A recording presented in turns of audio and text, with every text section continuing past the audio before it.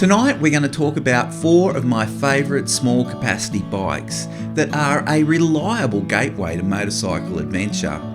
If you don't want to spend a lot of money and you're not experienced in riding on the dirt, these bikes are definitely worth a look. In my role, I get to ride the latest bikes produced by all the manufacturers. So it may seem surprising to you that by far and away my most rewarding motorcycle experience was on a 220cc Bajaj road bike when I toured the Himalayas. In the top right hand corner there's a link to that full-length movie adventure, which is one of my favourites. In this video we're going to compare 4 small capacity bikes that are worthy contenders for kicking off your adventure career. I've ridden these bikes thousands of kilometres.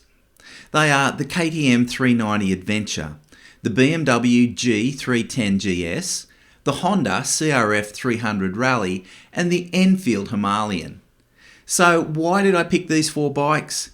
They're all small capacity, they're reasonably inexpensive, reasonably low seat height and low centre of gravity, so they're easy to ride. And they are all capable of taking you on a cracking adventure, and they all make me smile. But as with all bikes, they have strengths and weaknesses. I'm not going to recite from spec sheets and I'm not going to ride these bikes close to home and then pretend that I have an appreciation of them. As you'll see from the footage, I've taken these bikes to their design limits and sometimes beyond. So where do we start? You may be surprised by what I think is important on your first adventure purchase. Here's the list in order of my priority. Firstly, ergonomics. How that bike fits with your body size and type. The handling of the bike. Reliability. And unfortunately, I can't give you any information about that and you're just going to have to do your research.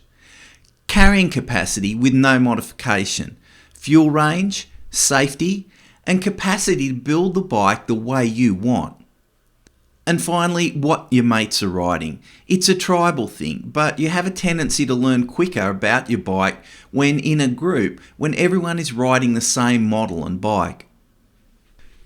So let's get into ergos. If I was kicking off my adventure riding career, the bike's ergos would be crucial in my purchasing decision. It may seem mundane, but seat height is really important. Most of you don't have any dirt riding experience, but don't let that put you off. These 4 bikes all do simple dirt tracks really well, and when it gets tough, you sit on your ass and you go, go, go. So simple dirt roads and tracks probably cover around 90% of the trails in the world, so there is a heap of adventure out there on these standard bikes. If you're serious about buying, you need to go and sit on it, and preferably ride it. Seat heights for all these bikes are pretty low, but don't get hooked up on the published seat heights, as the seat width makes a big difference as to how heavy the bike feels when you move it from side to side when sitting on it. Also important is the distance from seat to foot peg and seat to handlebar, so that's your homework. If it feels right when you ride it, it probably is. The bikes fall into 2 groups. The Himalayan and Honda provide an upright seated position similar to a trail bike, although the distance between the rider and handlebars on the Himalayan is noticeably further away and I felt like I was reaching forward. It was comfortable to me, but may not be so for shorter riders. Whereas with the Honda, the bars felt too low and I felt a little cramped in the cockpit. The BMW and KTM have a much stronger road influence, and whilst comfortable seated, the KTM was awkward for me to stand for any length of time on the dirt. The BMW does standing a lot better. I suspect shorter riders will find the standing position comfortable on these bikes, but taller riders would find it difficult. Ergo compatibility should be one of the key decision points for your first bike. Handling. There's a lot of discussion about wheel diameter and dirt handling. The Himalayan and CRF 300 are fitted with the so-called magic dirt-oriented 21-inch front, 18-inch rear wheel combination, whilst the Beamer and KTM have much smaller 19-17-inch wheels. I'd be a liar if I said wheel size doesn't matter, but I don't think it matters too much for these relatively underpowered bikes and considering what you're going to do on them. And it wouldn't affect my purchasing decision. I do find the KTM and BMW are great fun on twisty tar, and the twistier the better. They tip into corners faster. It's noticeable, but these smaller wheel bikes also handle dirt roads and tracks really well. If you're going to head to the technical stuff, those big wheels really matter, but so does weight, and with the Himalayan a whopping 40 kilograms heavier than the Honda, I'd default to the Honda every time if I knew I was riding in tough going. But that's the catch. When you're starting out, you shouldn't be in tough going.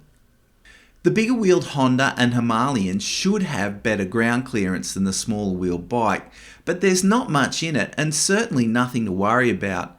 After all, if you get stuck on an obstacle, you just drag it off. Tyre selection and choosing a tyre for the conditions and purpose is far more important on these bikes. The BMW and KTM are tubeless and have alloy wheels that easily dent if low tyre pressures are run.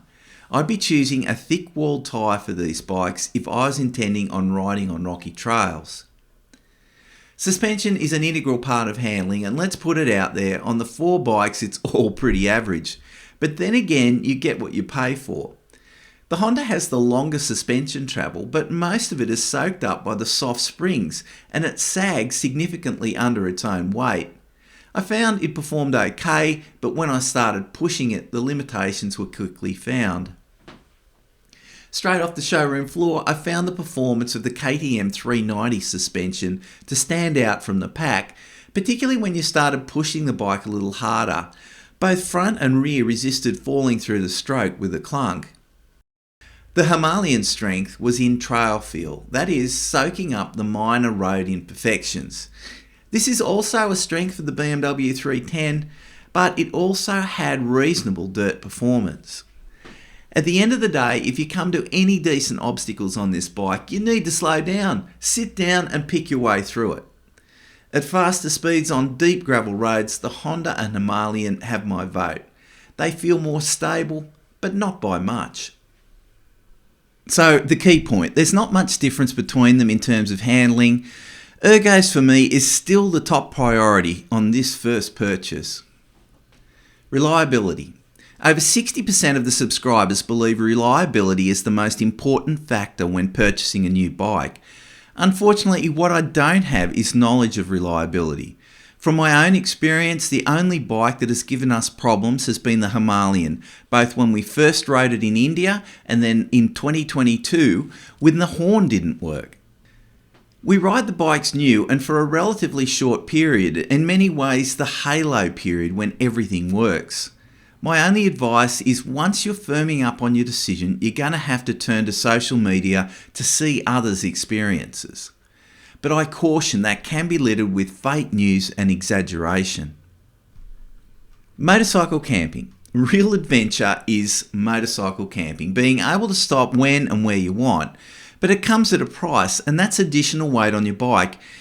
It would mean around 20 plus kilograms for me. Additional water and fuel would push that weight even higher. Additional weight can drastically alter the handling of the bike and increases your chances of crashing. Yes, the 4 bikes can be used for motorcycle camping, but you need to be wary as to how much weight you carry. The suspension on the rear of the Honda is already very soft, and I'd be cautious about loading it up too much. The KTM, the BMW 310, the Himalayan all have adjustable preload on the rear suspension, but they are fitted with soft springs. If you force me to pick a bike off the showroom floor, it would be the Himalayan, simply because it's a big bike and larger soft luggage systems for motorcycle camping wouldn't cramp the riding experience. The alternative is accommodation, and I call it pub hopping. But don't get me wrong, pub hopping is fine. Clubby and I have turned it into an art form. No weighty camping gear, just a small pack of clothes and essentials. For pub hopping, all bikes are capable of doing that straight off the showroom floor. Fuel range. It's important to me, but maybe not for you. Due to their small capacity, all bikes are very economical, coming in at around 30 kilometres per litre. The Himalayan has the largest theoretical capacity at 15 litres, closely followed by the KTM 390 at 14.5 litres. so well over 400 kilometres range. For my riding conditions and what I want to do on this bike, this is a strong selling feature. The BMW G310 has the smallest capacity at 11 litres, but is slightly more economical than the other three and would have a range in the high 300s. I say theoretical for a reason because when the bike runs out, it runs out, and it may not necessarily use all the fuel that is in the tank. On the other hand, many riders have been surprised by their bikes going well beyond their theoretical range. ABS has become compulsory for bikes being registered in Australia. Clearly, adventure riders weren't in the consultation process. From my perspective, this is the dumbest decision I've heard of the government making. Some of the ABS systems in the dirt are terrible and could cause you to crash. Between these four bikes, there is a huge difference between braking performance and ABS. That aside, if you're starting out your riding career, it's not that important, as at the end of the day, they all stop the bikes. The Himalayan gets the Special Mention Award for worst brakes. If you want to activate that front brake, you're going to have to grab it like you're choking a dog. ABS on the Honda and Himalayan are old technology and certainly not useful on the dirt, particularly in soft sand. The ABS on the BMW 310 is excellent in comparison, and brakes are excellent. The standout performer is the KTM 390 Adventure. Powerful brakes, good ABS, but for those interested in safety, it also has lean sensitive traction control, which can save your bacon if you come into a wet slippery corner and try to accelerate out hard. It will stop the rear wheel sliding out. Mums and dads, if you're thinking of getting your kid a bike and you know they're rev heads or have poor riding skills, this is the bike that I would choose. For those interested in finding out more about these bikes, I've composed a playlist of my detailed reviews that are some of the most watched in the world. Just click the link in the top right hand corner of the screen. I caution they are lengthy, but you will walk away with a lot of knowledge from someone who spends a lot of time on bikes.